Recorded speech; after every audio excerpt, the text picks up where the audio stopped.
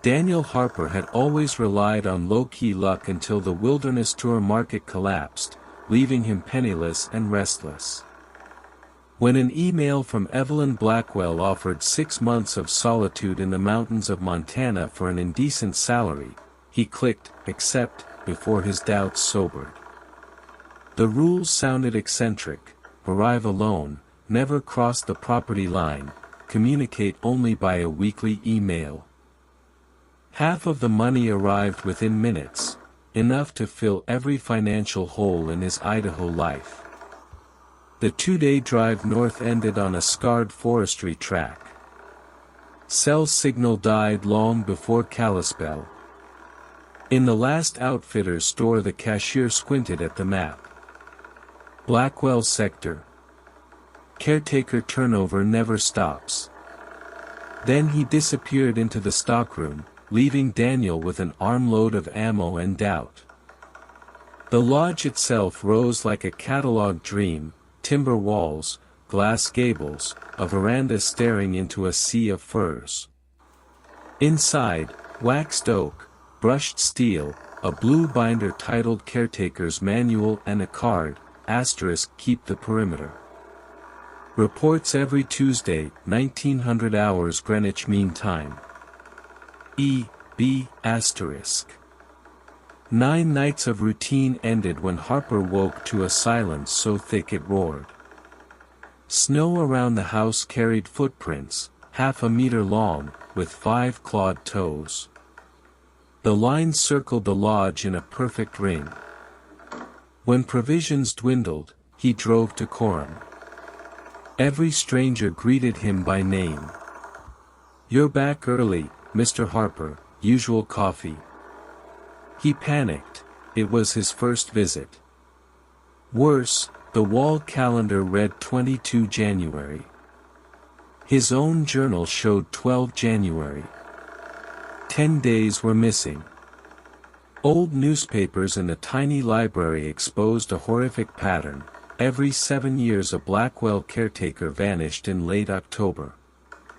Photos from 1904 to 2016 showed men eerily alike: height, jawline, pale eyes. The latest caption, * Daniel Harper, 5th year in service. * Behind a bookcase he discovered a sterile bunker. Runes covered the concrete. In a glass pod lay his duplicate, sleeping, linked to machines. A letter confessed, "The lodge caps a crack between worlds." Every 7 years the crack demands a guardian, the caretaker, whose body mutates into the hunger spirit. His cloned replacement walks free, wearing the victim's identity. Harper doused the lab in diesel and lit it.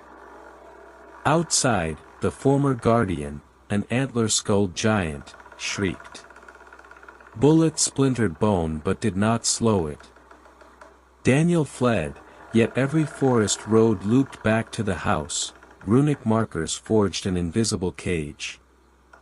With an axe he chopped down every carved sigil. The barrier fell, but the curse turned on him. His skin hardened into bark, fingers lengthened into claws. Memories of previous guardians flooded his skull: guides, hunters, deserters, each swallowed by the cycle. He drove toward Devil's Rib, intent on dying human, but an unseen force hurled him from the truck before it exploded.